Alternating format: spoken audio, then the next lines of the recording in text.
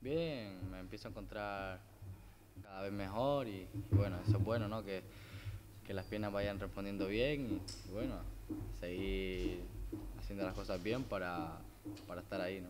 Después bueno, de los últimos 6 meses que no fueron muy buenos, pues vine con una ilusión otra vez como la que llegué el año pasado y bueno, a intentar ganarme un sitio y eso, y yo no pido que me regalen nada, pero también es verdad que si me lo merezco, quiero jugar, ¿no? Es muy raro decir sentirme futbolista otra vez, pero sí es verdad que estoy muy ilusionado, con muchísimas ganas y con muchas ganas de empezar, ¿no? Es bueno que el míster diga cosas buenas de ti y lo que tengo que hacer yo ahora es trabajar más todavía, si cabe, bueno, para devolverle la confianza que deposita en mí, ¿no?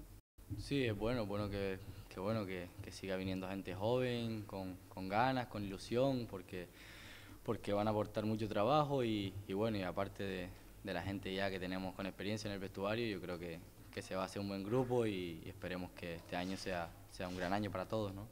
No, arrepentirme no, yo creo que ya ahora ya después de todo lo que pasé, pues ya lo único que queda es aprender de la experiencia.